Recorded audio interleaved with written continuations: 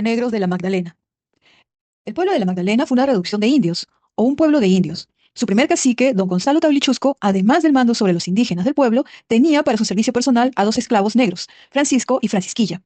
En la iglesia Santa María Magdalena, los padres franciscanos catequizaban en quechua, que era el idioma en que la población indígena les podía entender. Poco a poco, esta mayoría cambió a una población mestiza.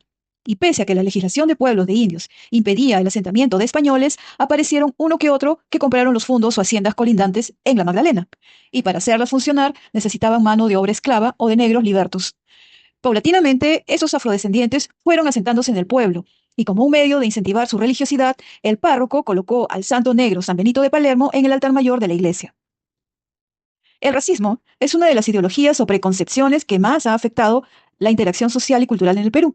Cuando Simón Bolívar afirmó en su Carta de Jamaica respecto al Perú que sus males eran oro y esclavos, oro lo corrompe todo, esclavos están corrompidos por sí mismos.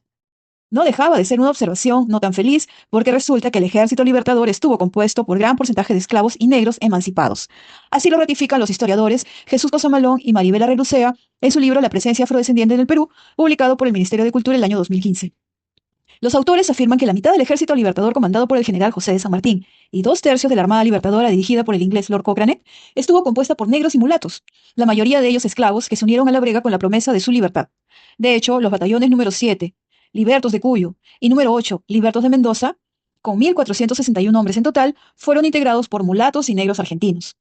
San Martín decidió desembarcar en Pisco para sumar a sus fuerzas otros 700 afrodescendientes, la mayoría esclavos peruanos. Fueron 300 hombres que ubicó en apoyo a los batallones antes mencionados y 400 como apoyo del Ejército Libertador, batallón número 4 de Chile.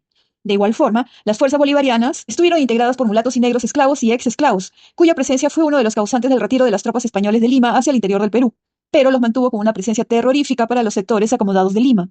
Resulta que la capital del Virreinato del Perú, desde el siglo XVII, era una ciudad donde casi la mitad de los habitantes eran afrodescendientes, y una rebelión de los negros siempre se mantuvo como una posibilidad que fue manejada con gran temor por las élites. La presencia afrodescendiente rodeaba los arrabales de Lima desde el siglo XVII, y por supuesto también en lo que se llamaba entonces los pueblos de suburbios, todos los cuales empezaron siendo pueblos de indios, y pese a que mantuvieron sus caciques y gobernadores indígenas hasta 1825, fueron rebalsados por la presencia afrodescendiente ya en el siglo XVIII.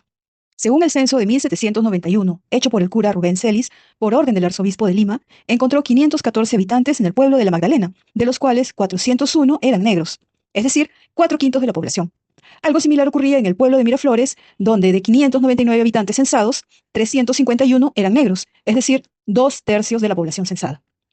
¿Y a qué se dedicaba esta población afroperuana?